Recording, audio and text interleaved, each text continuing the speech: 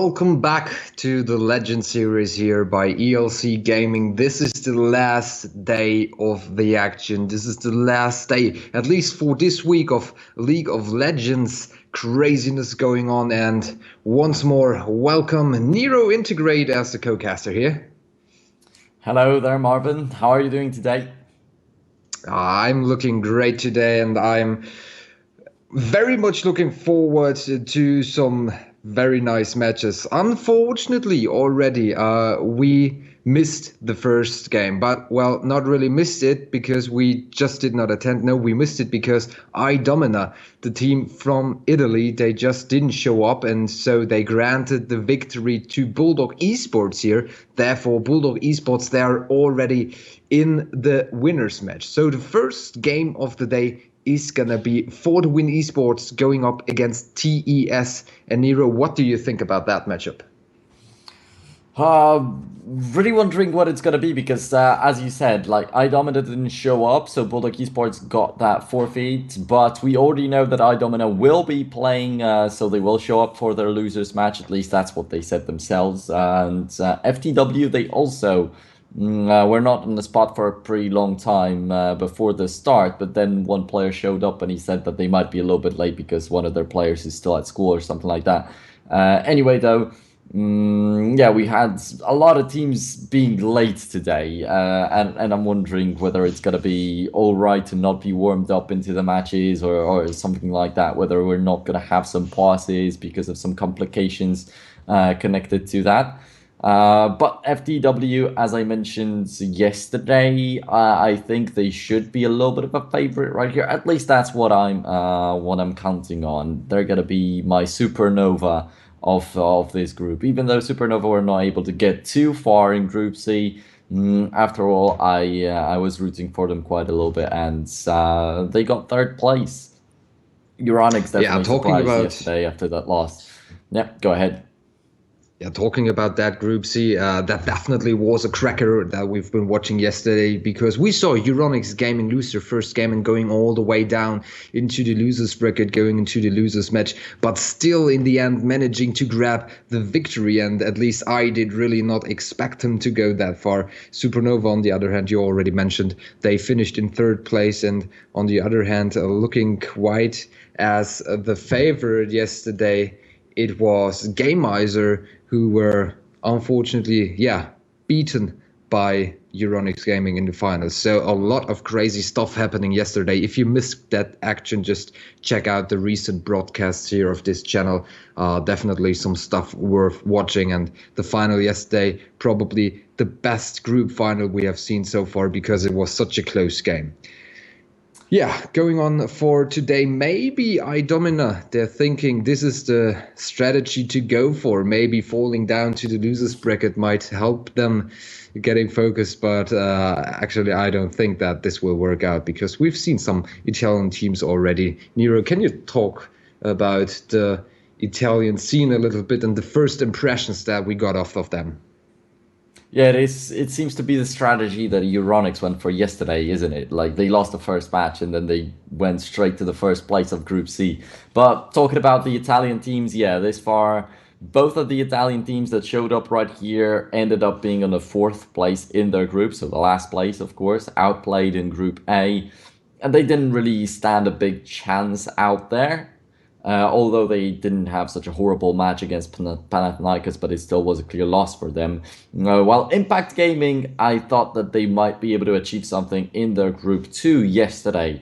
But then Euronics, after losing the first match, they decided to all of a sudden become gods of the game, and their jungler started actually playing, thus taking the first place in the group. So, as I mentioned yesterday, if Impact Gaming beat Euronics out there, they can go ahead and beat Supernova, they can go ahead and beat Gameiser. No problem about that.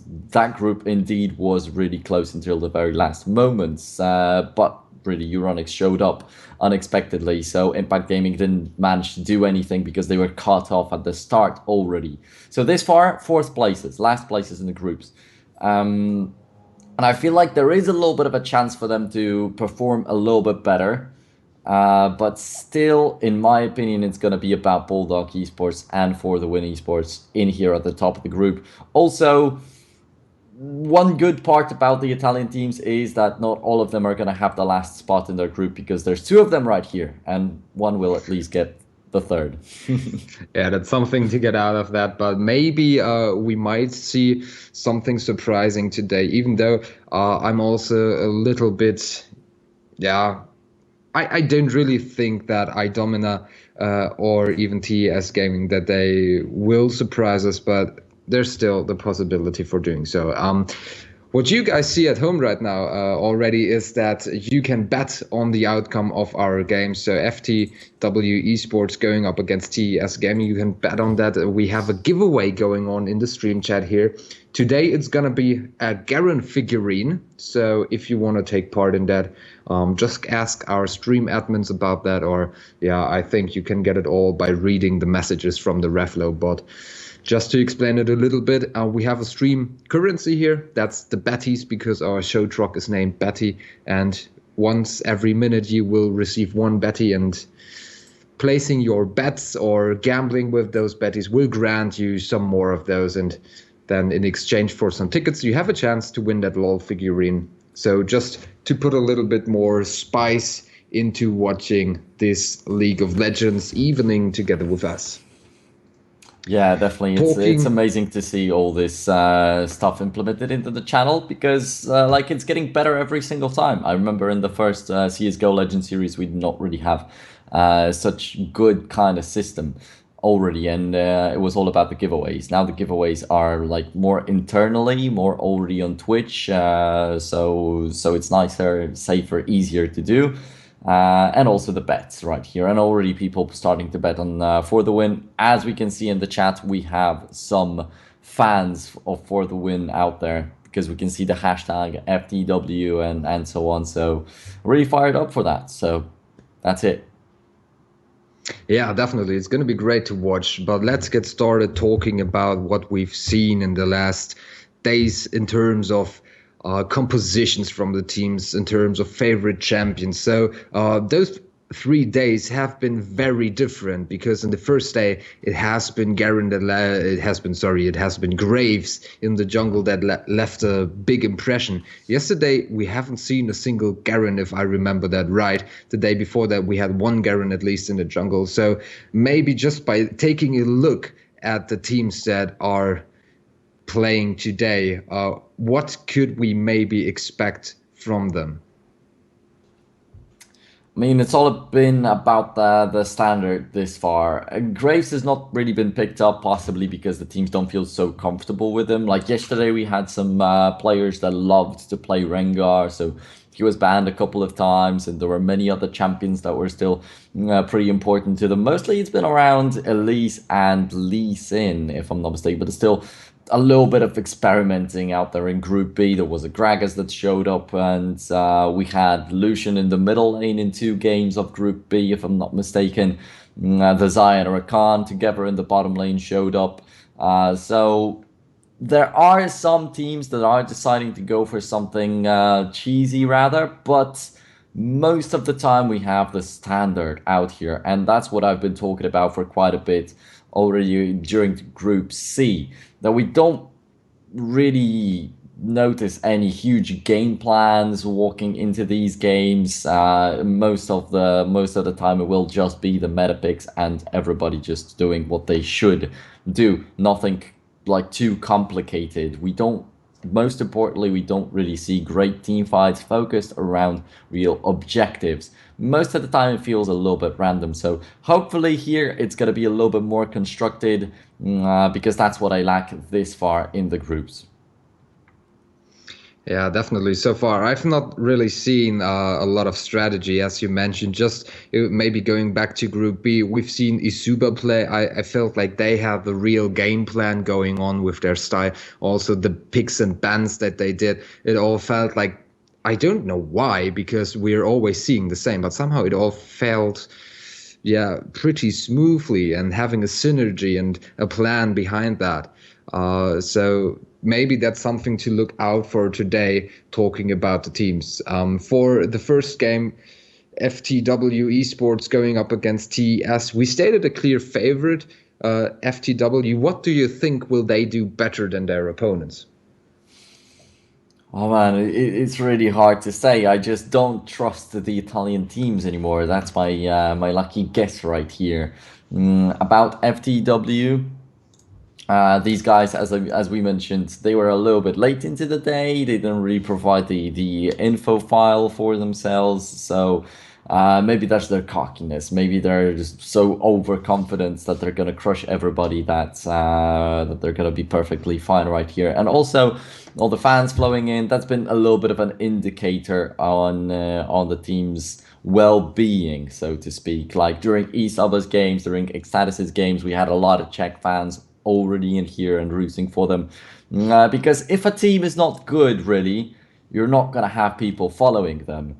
And if a team is good, is showing up in the tournaments, is winning the tournaments, is having some good games, then definitely people will follow, will want to watch these games because they are exciting. So already seeing people rooting for FTW right here lets me know that probably these guys will have some good ideas for the games. And coming back to the game plans and all that macro that we were talking about, eSubba definitely, that's a good highlight right here. They were the only guys that when the enemy was going for the aggressive beginning, some invades and stuff, they were able to react. They were able to not only read the game, but also adapt to it. So in Group A, we had some aggressive playstyles from some of the teams, but their enemies only were able to like avoid it at best, if not just get attacked by it. While eSaba, when somebody walked into their jungle, they instantly replied, walked into the enemy jungle on the other side of the map, warded it, had information on the jungler's movements, were able to counter gank effectively, and just like that, snowball themselves to victory. So I'm really looking forward to some other teams controlling the map well, because it's just been like singular teams, as we said. In Group A, some teams were able to win just because they had wars and the other team didn't. In Group B, I feel like the level was probably the highest, since ESUB are possibly the best Czech team, Instinct possibly the best Greek team, they were facing off against each other. You could see the vision wars out there, but at the end of the day, ESUB still proved to be like a level higher right here. Like we already saw the Italian play style, and it's nothing too flashy. So I'm not expecting iDomina or TES to bring something new right here, but I'm looking forward to FTW and Bulldog playing. Yeah, but maybe iDomina, TS Gaming, they know what's on the line. They still have to defend the name of their country. Maybe they will bring something crazy to the table, because we've seen some plays, at least, that have been out of standard, and some compositions that were a little bit surprising. Yesterday, we were also seeing some Fizz being played. That really clipped well so far. But let's get back on that. We have 3 teams qualified already for our offline finals. We have Alza Ecstatis from the Czech Republic, we have Isuba from the Czech Republic, and Euronics Gaming from Germany. So which out of those 3 would you consider a favorite? And following that question, is anybody out of Group D going to be able to stick up to them? Talking about the already finals participants, Ecstatis already said themselves even that they feel like eSuba is the #1 in Czech Republic. So that clearly states eSuba is going to be a favorite in this matchup. Against Euronics, it's tough to put them up against each other, but still, as I mentioned, eSuba very much goes into the international kind of tournaments, while Euronics Gaming, they have their main lineup that does it, while the other doesn't. And I feel like maybe that LAN experience, the wealth of knowledge that eSuba has, could be the winning factor for them against Euronics. So right there, that's going to be my favorite for the LAN finals. And from this group, from Group D, I'm just looking forward to see the teams play, because then I'm finally going to be able to decide if they actually stand a chance against the teams like eSuba, Euronics, or maybe even Alzec Status. Because it all goes down to the playstyle. Like right now, we can't even have clear favorites for this group. We can like try to say that iDomina and TS don't stand a chance because of how Italian teams have done this far. But I don't know how Bulldog or FTW will win. Will it be like actually wins that will convince me that they can face off against the other teams that are waiting in the finals? Or will it be just close games? Will it be messy games with a lot of chaos inside of them and no plan to it at all? Yeah, definitely. So that still remains to be seen how the offline finals are gonna pan out. The offline finals are 3 weeks from now, if I'm not mistaken. So it's gonna be the weekend of the 17th of June. But yeah, just be sure to check that out on our Twitter, Facebook, and anywhere. Also, I see some tweets coming in, so we have a tweet feed here implemented into the show. If you want to let us something know, if you want to talk to us or maybe criticize something, feel free to do so. We already see a post here of the Bulldog family. In a couple of hours, we start our run in the ELC Gaming TV group stages, so they are definitely pumped up to give it their best here and to probably move to the LAN finals if possible. So But that's FTW Esports, sorry, please go on.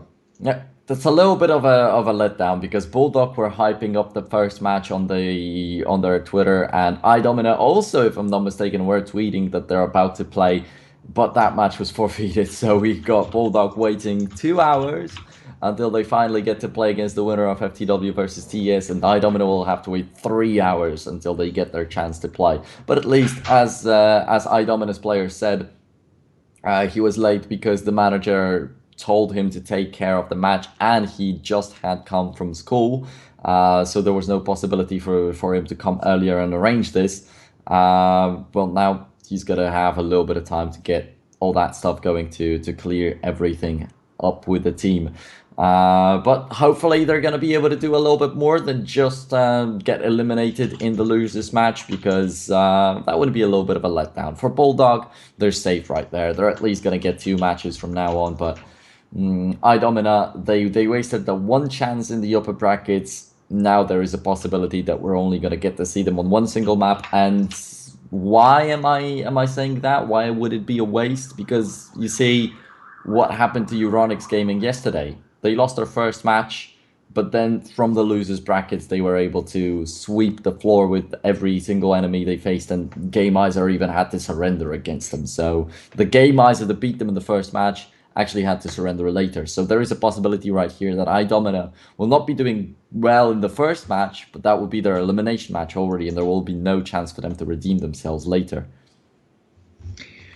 Yeah, and I just hear that the support player from FTW is still missing, so it might take another 5 minutes until we get into the picks and bans here.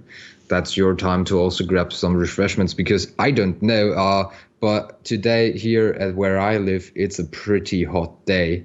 And I don't know where Nero Integrate lives. I just know that I hear a lot of sirens going on all the time. So maybe he's imprisoned or something like that. No, I just live close to a pretty big street, so every now and then the ambulances just go through. But yeah, I live in Warsaw, Poland.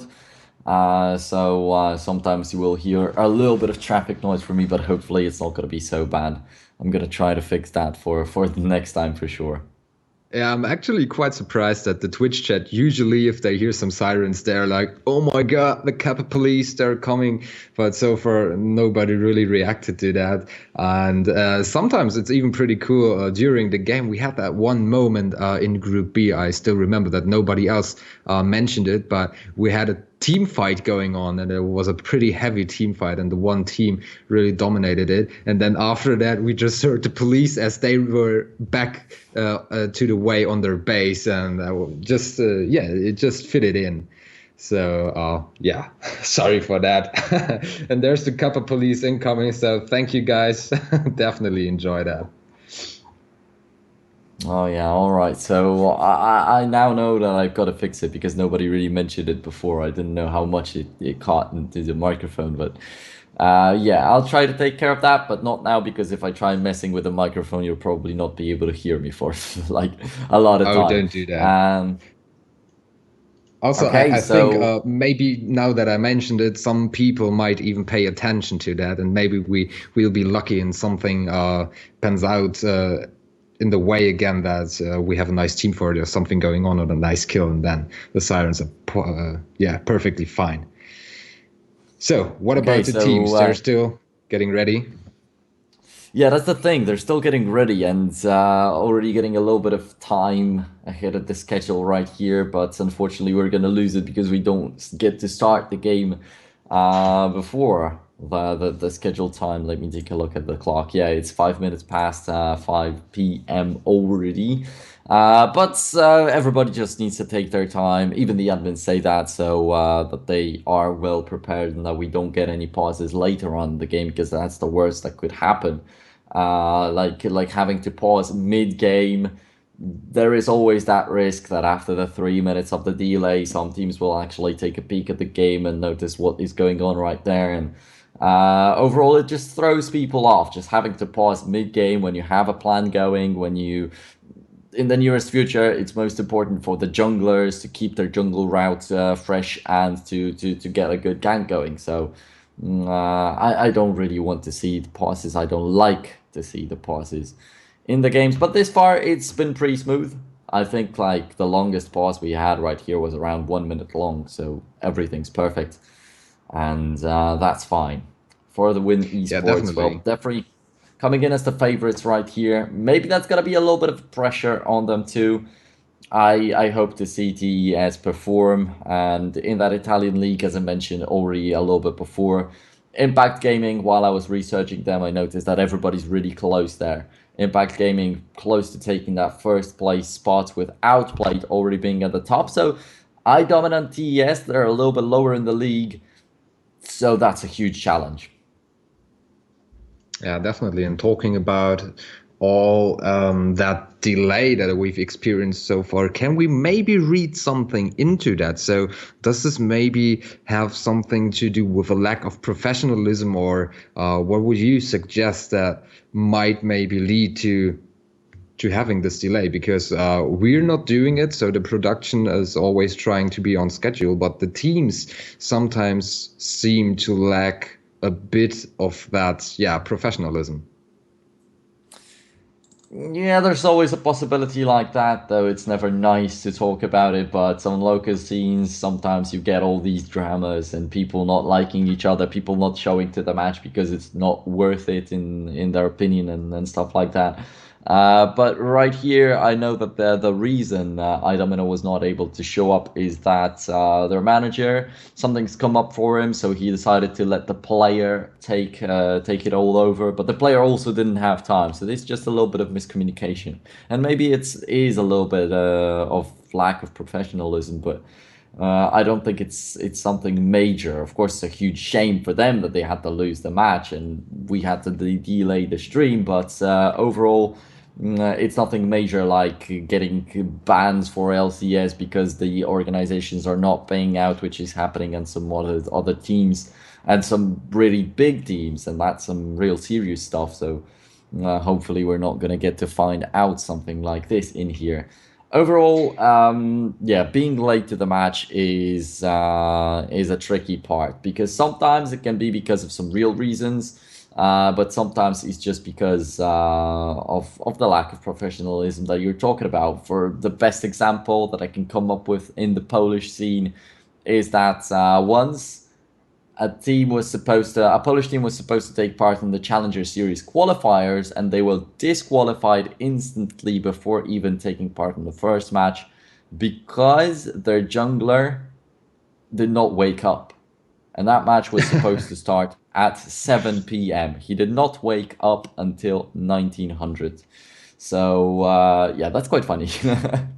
Yeah, definitely. That's a big story. So I'm already hearing from the production that we are just about to go, so we will still be on time as expected. And yeah, just getting back to what you said, this is also serious. So it's a serious tournament here, and also for those teams, some of them might not even get a bigger chance in their yeah lifespan or something like that. So definitely, there's no time to really show that lack of discipline, because there's also 3,000 euros on the line in the offline finals. You get your paid trip to Hamburg. We were talking about it yesterday and the day before that, how much of an experience that can be and how much of a chance that really is. So I think that problem really might be something,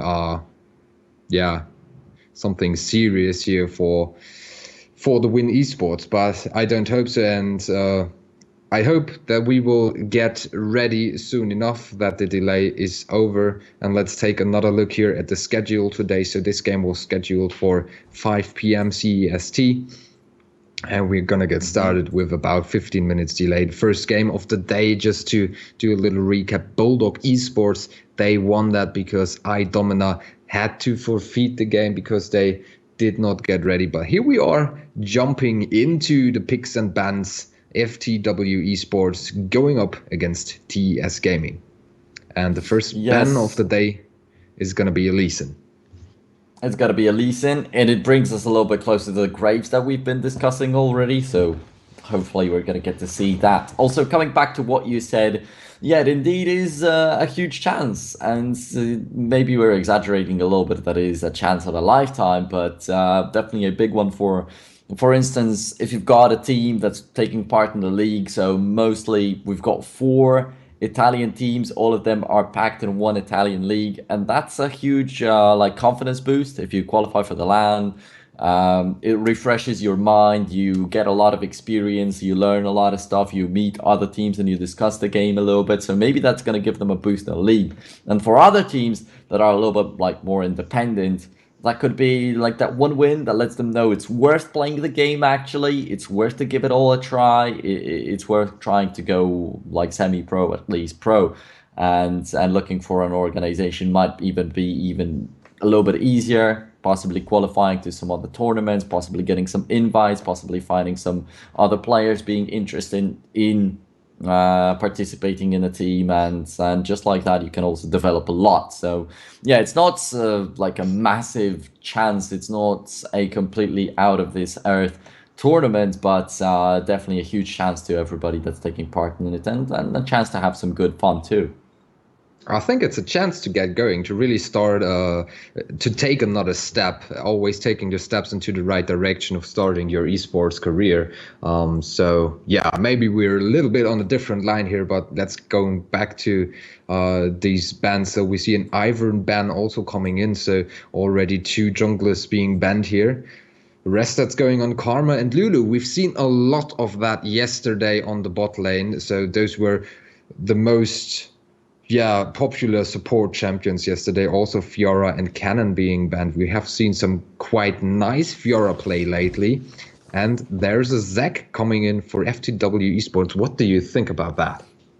Oh, the last time we saw Zac was completely shut down, but that's because one team being much better than the other. Right here, FTW, were we expecting them to be the favorites right here?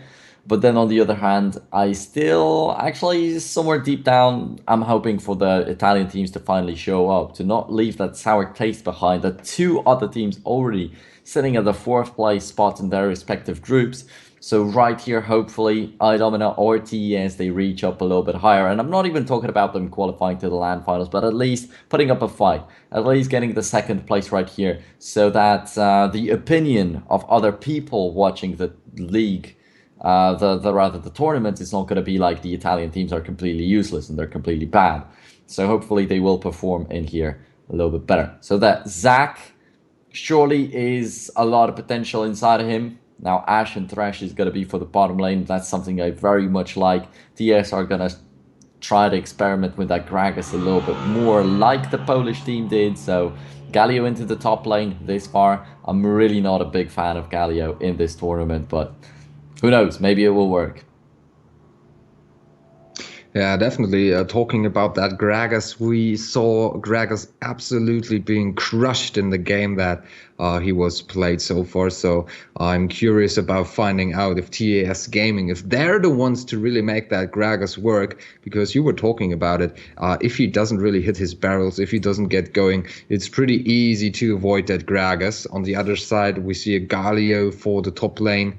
Also a champion that did not really impress, but had mediocre performances. So I guess it's still okay, always going for that Gaio. But so popular, I think that Gaio is the top laner we've seen the most. Why is that so, Nero? Oh man, the champions just got so much potential. I mean, you've still got the taunt, and it is quite a long one. Also, is an area of effect, so can completely demolish an entire team fight if you're good enough and you can decide at the right moment when to do that. You've got a dash with additional crowd control. With the ultimate, you can also just make or break a team fight. But this far, we've just not seen really good ultimates. I can only come up with like a single one or two ultimates that were okay with the Galio, nothing too impressive. And his skill set is just so nice. And also, you're dealing a lot of damage, and you don't have to care about your tankiness so much. We can see many Galios just going for these offensive builds, and it all is supposed to work, but somehow we just don't get experienced enough players maybe to execute it well because this far the Galios have been letdowns. Yeah, definitely. And we also see a Caitlyn here for TES Gaming. So far, also being a little bit less impressive than maybe those Ashes and Xayahs we've seen on the bot lane. But let's see. Okay, there's a Janna coming in. So what do you think about that? That's a Janna, and that's something that I've definitely not been expecting because sometimes we did see the Nami coming out, and I'm placing Nami right next to Janna in terms of like the tier placement. A couple of seasons ago, they were pretty much equal supports that we would see over and over again facing up against each other. But yeah, nowadays Nami seems like a more useful one. Seems like it fits more into the meta, into what we're seeing overall. Like this champion that can completely obliterate the team fights. It's not going to be that secondary AP carry that a Karma or the Lulu or a Zyra can be. But she definitely is very much utility based and helps around, especially with Caitlyn, I feel like. But Janna right here, it's going to be coming a little bit more into the old school. And we'll find out how it goes. Overall, we did see one player last day. It was in Group C that was a god of Thresh. And he was able to control the Zac completely in all the team fights. You could see great plays stopping these elastic slingshots. You could see amazing hooks. And of course the saves with the use of the lantern. But right here, FTW are just securing that right for themselves. They got the Zac and they also got the Thresh. So it's hard to really limit it. And then there's the time to shine for Janna because with the ultimate and with the Q, with the tornado, she can block a little bit of movement for that. And there's also a Renekton and Kassadin to close it out for FTW. And I feel like the Portuguese team has got an extremely strong lineup. But once again, coming back to the Renekton, it is going to a little bit be about just ganking him, just getting him going. So when you have a Renekton, you know that a lot will be happening around that top lane. That's something that TES can prepare for and try to counterplay. But even yesterday, even as the Fiora against the Renekton was dominating, was just completely demolishing him, getting 4-0 on that lane if I'm not mistaken, it was not enough. The Renekton is still at some point going to become a strong member of the team, and in the team fights, he's still going to be really important with the ultimate. Overall, creating a lot of pressure. While Fiora will want to go for the skirmishes a little bit more, will want to be a little bit more of a split pusher, and when it comes down to the team fight phase, she's not going to be as useful as the Renekton. Here we've got two very team fight heavy champions, so to speak, like the Galio versus Renekton. But the question is, will we even get to the team fight phase? Is it going to be a team fight based game? Because that's something we've not seen yet. The team fights have been forced by somebody going to Baron and not executing it properly, not controlling the vision too well. So they were found out by the enemy team, so that created a team fight. And hello, surprise. Of course, the team that initiated the Baron had a little bit less HP, so they lost. So it all feels like it was created by chance. Now wondering if these two teams have some good ideas for what they will want to do, like past minute 15, because that's usually when finally the top laners start getting involved. Or maybe we're going to get to see some amazing teleports. Maybe Some mistakes, some positioning mistakes made in the bottom lane will force that to happen. We have also a double teleport on FTW's side, so there's a good potential to do that. 30 seconds until minions spawn. Yeah, definitely. So everybody, let's get going for this game. It's going to be FTW from Portugal going up against TES eSports. And I hope this is going to be a cracker. So far, we see a lot of action here on the minimap in the upper river, but everybody was going back to the lanes again, so no early aggression here in the early stages of the game. On the bot lane, both teams just hiding in their bushes as well. There's also not a lot of vision. TES will, though, be spotted out. That's a Galio that's walking right past an FTW's ward. It's a little bit of info. The top laner being solo in the jungle might give Renekton a little bit more additional time. I can see Renekton willing to push the lane through as quickly as possible. You can already see that he's walking straight towards the tower to just meet the minions as quickly as possible.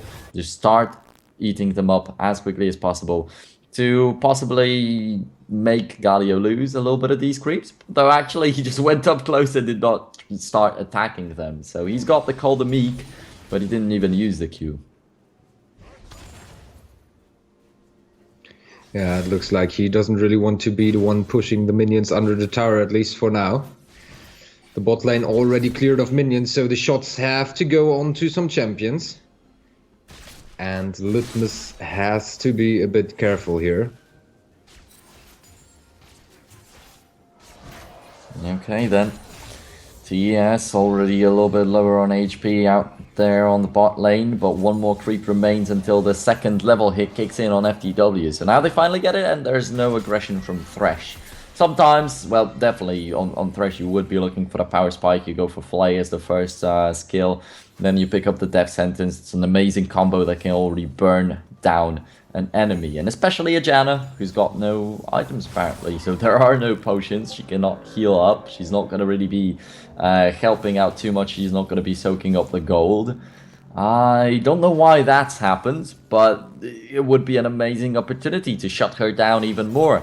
If the Thresh just grabbed the Janna, would have probably been a first blood, but that's not happening. The red team's bottom lane is already falling back to base.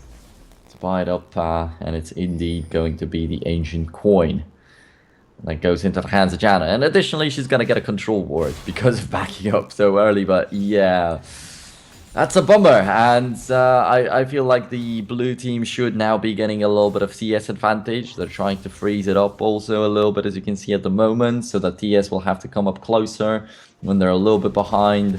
Possibly some potions are going to be burned down for them as quickly as possible, and it will once again make the lane a little bit harder for them. And that's a possibility to gank. I feel like FTW's jungler could look for a little bit of action in the bottom lane right there.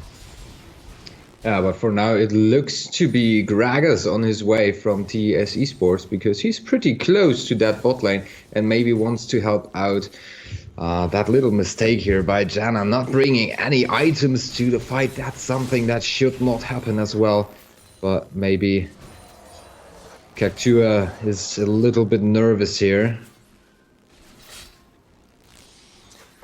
There surely is a possibility like that, although once again it just does not make me feel confident about the Italian scene. These guys are competing on the highest level, but then just alright, I'll step back a little bit. Wait for There's that now, Cloud because coming in. Gragas is on his way in, and this is gonna be pretty heavy, but shut down easily as FTW, they just retreat to the safety of their turret. Now we see a top gank here by Zac, but that's also not gonna have a big of an impact here. Both the gangs don't really work out as much as they could, but definitely the flash burns in the bottom lane is going to be a little bit of an indicator that TES are a tiny bit ahead. And I felt like possibly ganking the bottom lane by FTW would have been a better idea. But TES have possibly read through that, and yeah, that tiny bit of help is really, really useful. Although FTW's bottom lane is still not falling back, and it's already a second recall for TES right there. Caitlyn just buys up a single dagger now.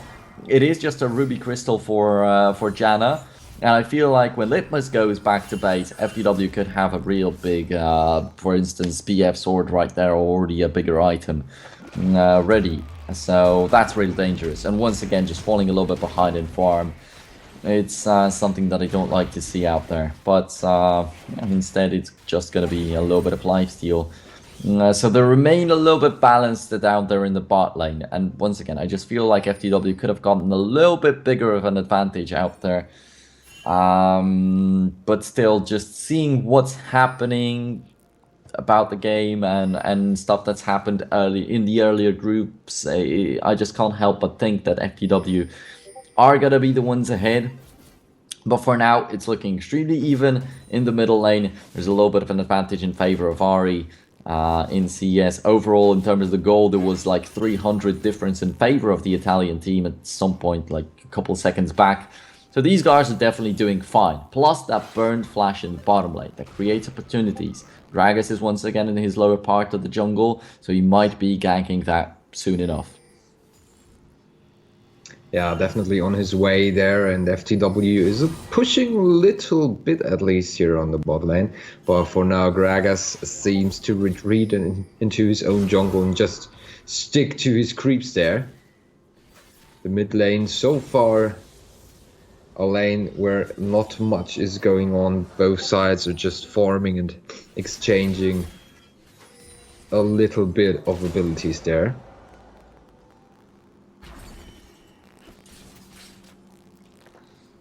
Okay then, so doesn't seem like it's gonna be a bloody game, at least for the early part of this matchup, but Gragas indeed looking for that action in the bottom lane, though he's gonna step right on top of a ward, so of course he gets found out quickly enough, but the Ashe is not falling back, there is a Lancer, it's gonna be grabbed, oh luckily, very very luckily, because Litmus might have been really close to burning down some summoner spells, and maybe even dying.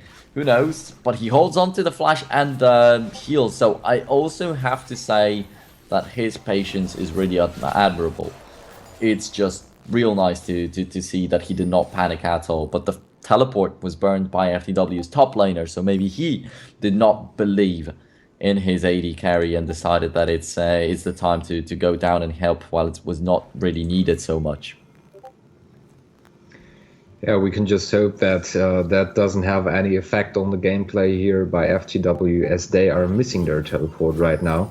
But on the other hand, we see Xaki going back into the mid lane now, and I'm just waiting for the first gank on the mid lane. Maybe something is about to happen there, because so far, as you already mentioned, those ganks have been shut down pretty well. And we also see the ping on the minimap here, warning that Zac might be close. And Litmus being saved by Plasma Lemon. That was a really nice lantern, looking back on that. But for now, both teams, they just try to find angle, try to find their way of playing here in order to really attack the other team. For now, this is going to be a trap set up here on the bot lane. Plasma Lemon and Litmus, they are in the bush and they are waiting. Zac is also on his way to the bot lane, but they're engaging now, and what a nice hook here of Litmus. He has damage on that Senna.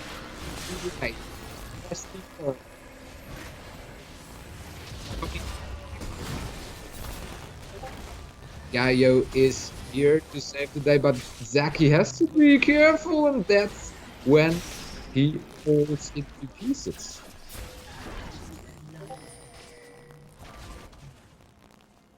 Alright, so it's gonna be Zac taken down, and I was thinking that maybe if there is no jungler, without the smite, maybe it's not gonna be so easy to secure the kill, but at the end of the day, he had to give up the first blood over to TS, and it's not only gonna be the first blood, but it's also going to be the first tower in here. And that's what worries me a lot. TS are beginning to look more and more impressive.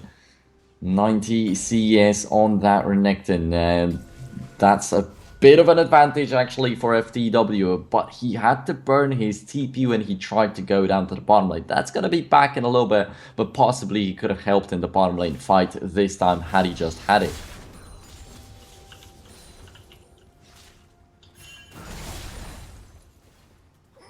Well then, 1-0 for TES, 1000 gold advantage, though I don't feel like it is enough. With a first blood, 2 assists, the turret taken down, I still feel like they do not have such a gold lead that they should have. But well, it is not so bad at the end of the day. TES finding some lead for themselves overall. Plus, with that Janna starting off not so well, the bottom lane to start winning so much, it's surprising to see. So it is Janna with exhaust and flash burns. Counter does not have his heal in the bottom lane out there. That creates a lot of possibilities for FTW. But FTW will have to start doing something, have to start using all these possibilities if they are supposed to actually take over the lead. Zaki? That was quite risky because there was a possibility for Ari and Gragas to just run straight into him, and they know about it. They do have the vision. It's gonna be the Enchanted Crystal Arrow, but well, the Explosive Cask is just perfect. And Ace in the Hole takes down Zaki, and IND just felt like he's in a little bit too much danger, and he did get taken out because of getting a little bit too deep into that fight. So TES also were perfectly aware of what was happening around. Now a great play. There is no more knockups from that Ari, so she's not finished off just yet, and Janna works perfectly fine to zone out the remaining enemies, and Suzume somehow he gets a kill out of this fight, staying alive on 200 HP for God knows how long. And then we've got the 3-0 in favor of TES. These guys are massively taken over lead, and that's something I love to see. Because of the disappointing beginning, the Janna having some issues right there, iDomina giving up the match, 2 other Italian teams just ending up in the last place in the groups. TES kicks off real strong, and they're here to prove the Italian strength. Yeah, they're really restoring my faith back in Italian League of Legends here. That's looking very nice so far, what they're showing us. What a nice team fight here for them to turn it all around. Being caught in the jungle earlier, but then managing to get out of that again. Oh man. So that becomes pretty complicated for FTW right now. With TES taking out so many turrets, with them having control in terms of the vision around the lower jungle, lower river overall, there is a possibility that they're going to start taking care of that Drake. And it already is a mountain Drake, that's something we know. Next up could be another mountain, and then it will just start piling up towards FTW, so they will be behind in terms of the structures. They will be behind in terms of the kills. Already they are. In the bottom lane, Kaylin starts to have a little bit of an advantage, and I feel like with the amount of recalls that have happened out there from TES, it's pretty bad that Ash was not able to take the advantage. In the top lane, Renekton's still doing quite well, but due to the lack of the teleport, he could not help in the bottom lane fight. Now, even though he could not help in the bottom lane fight, he should be doing a little bit more in that top lane during that time, but he's not any kind of close to taking down the turret, and he's just got the little CS advantage, which I still feel like is not going to be enough. Yeah, definitely, and we see another little skirmish here on the top lane. And Caitlyn dealing a lot of damage already to that Ashe, so Litmus may be deciding to retreat here. We also see Zac and Gragas, both junglers, are on their way to the top lane. But Kaliga just being patient and standing there in order to defend his team. A nice hook here. And now Zac coming in, but there's also Gaio that joins the fight. But so far, no casualties being taken. But that tower might be the one thing to fall. The first structure here for the top lane, at least. Alright, so it's going to be another turret taken down. 3-0 in favor of TES, not only in terms of the turrets, but also the kills. Now a little bit of a teleport I saw right there. Where did the guy go? Towards the middle lane, actually. Alright. Interesting to see, because possibly he just tries to keep up the pressure on the enemies, tries to keep up with the CS compared to Renekton, but there was no danger of them being pushed down. There is no possibility for him to push the middle outer turret, since it, of course, is destroyed. So, really wondering if it was worth using up that teleport right now, since his enemies' summoner spells will be coming back up in a couple of seconds, 15, 20 seconds, and the flash and the teleport will be ready for Renekton, so he'll be ready for some action. So can FTW still go for some action? Is it gonna be good enough? Can they win a fight? Can they catch somebody out? Ari, I feel like, is going to be a bit better of an assassin than Kassadin at this pace. Still, the Round of Ages is just stacking up. It is a little bit behind, I feel like, because some Kassadins were sitting on 6 to 7 stacks at the moment. This point in the game. So TES indeed finally taking out that dragon that I was talking about, and I didn't actually notice in time what is going to be the next one. But I feel like it doesn't really matter what the next dragon is going to be. Still, TES will probably take him down to keep the pressure going, to keep the momentum. And I was talking about that throughout all the week. Some teams just don't feel like doing something, and they waste all the advantage that they pick up. This far you can see TES very consistently just keeping everything up. The fight in the bottom lane, the first plat that's gone down right there, they instantly take down a turret. After taking the first turret, they don't slow down. They look for the other, and after they take down the third and the second and the third, they go for the dragon to keep up the pressure. And even though that was a very questionable TP coming out from the Galio, I also feel like it's just been about the tempo. Yeah, definitely. So talking about pressure, maybe they're looking for a next entrance to a fight, maybe for the next angle they could take here on their opponents. Counter and Cactuar are on the way into the river. The jungler is to their help as well. And Ari also retreating from the top lane. They're taking on the Rift Herald right now without any sight of their opponents here. So another advantage granted for the Italian team here. Also making the way to the pit of the blue buff, and just finding that Zac and his friend Kassadin are still on that. But there's just no way of interrupting that. Now Okay, Clef so and was Ari, not they're on stolen. the hunt for Zaki here. The blue buff was taken by Kaliga on that Zac of his. He had to use up the smite, he had to not donate it to Caston, but there we go. Rift Herald, once again, keeping up the pace. They took the Rift Herald, now the Rift Herald's going to be used in the top lane. That's going to guarantee them a turret. Oh, great interrupt from the Janna. Ari did not get knocked out by the Zac. And right now, the miss hook, and I felt like it was so good of a combo. Overall, the team composition looks really nice for FTW, but yeah, Zac is denied by the Janna this far.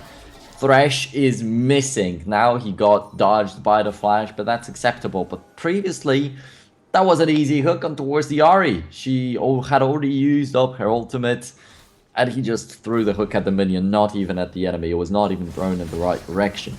But singular situations like these, yeah, people can say that mistakes happen, but when you're losing your top inner turret, when there's a Rift Herald up against you, when your Zac is engaging a team fight and you yourself want to fight, missing a hook like this has a big meaning. And meanwhile, Renekton and Gaio were battling it out on the bot lane. But for now, nothing really happening here, no casualties. And the lead is growing a little bit here for TES. They just have to be patient and just keep on building up on that. Because that is something that teams like Isuba, which are already in the LAN finals, they did that constantly, just getting those little advantages and then even adding another little advantage to that until the moment where it's just overpowering your opponent. So this should be the game plan here for TES. Now they're on the hunt again for Xaki, but he might get away easily there. Still has to be careful. So there's a control ward, actually 3 control wards in that area of the top river. There's also the Rift Scuttler taken down and the Baron spawning just now. TES not allowing the enemies to fight at all in the team fights. They did not die a single time. They were not really in big enough of a danger for me to worry about them, though Tsuzume was pretty close to his death, but then at the end of the team fight he was still able to secure a kill for himself, so he didn't worry at all. And I feel like TES have an idea of taking down that Baron right now. They're just looking for the perfect opportunity. There's one ward in the brush right next to the top lane, and this is going to be a problem because the control wards don't spot it, and that's going to be a lot of info for FTW. But there we go, TES indeed just trying to take that Baron down, but Ash throws in a hawk shot and instantly they opt not to. Oh man, that flash body slam did not hit, and the explosive cask also does not hit. An amazing dark passage from Thresh. Well timed, but also was pretty simple because it was obvious that Gragas is going to go for something like that after a flash failed to engage. He's got to try to at least make something out of it. But yeah, Clap is going to be a bit unhappy about that. Is going to want to forget that happened. But yeah, TES, you can clearly see they're always on the move. They are trying to go for the Baron. And that's going to be an amazing pressure on FTW because they always will have it in the back of their heads that the enemy team might be doing Baron. So no matter what is happening, they will have to keep control over that area. Right now, they'll have to massively focus on taking down the control wards, placing down their own ones, and always seeing what's happening around that area. And in that meantime, can open up the bottom lane for a little bit of a push. Can open up the middle lane.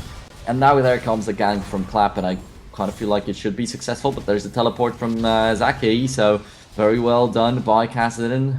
Very sober of an approach. He knows that his top laner might not be feeling so comfortable right there, might as well be dead in just a couple of seconds, so it's worth to use up that teleport right now to not allow TES to have a good shot at the Baron. And indeed, the second Drake is also going to be a Mountain Drake.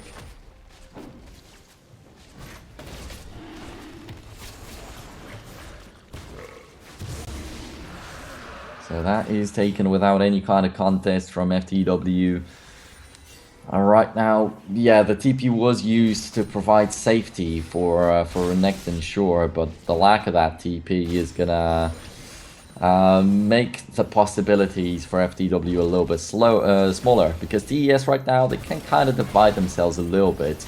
Oh well, Zach is put straight inside the lineup of the Italian team. So that's an easy kill, but there's a teleport to protect the blob. Really good idea from Renekton right now. Luckily, he's still going to be killed. And now Renekton risks his own life. There's an Agalia ult. It hits only one single person, but such an important person. Without the jungler, without the top laner, I don't think that FTW can withstand the damage that TES will bring out. They don't even care about the wards. They just take out that Baron. It's very easy of an objective for them. If FTW want to get closer, they will just be killed. It will be an ace. TES might even be going at taking out the inhibitors. But for now, it's going to be a Baron. Successful Baron for them. They will still be going for the inhibitors, but the damage is going to be limited to the least by FTW. But that least is still going to be a ton.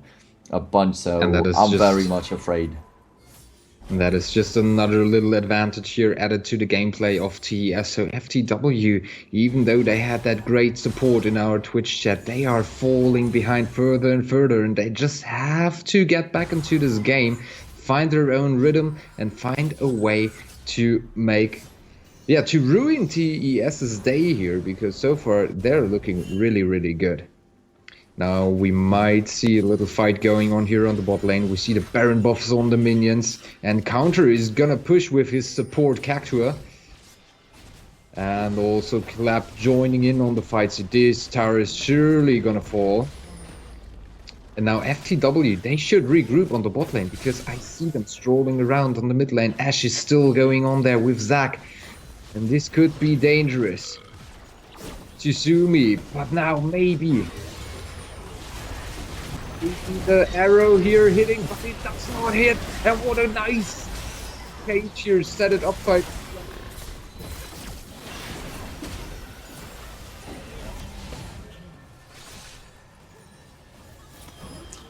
Oh well, so another pretty clean team fight from TES. The Zonia's Hourglass out there for Zaki, completely surrendering on that game already as the 25th minute mark, and finally Clap is going to give them that one single honorable kill, but FTW are completely demolished. So for the win, it does not actually meet its It's focused right here. They're not going to fight for the win.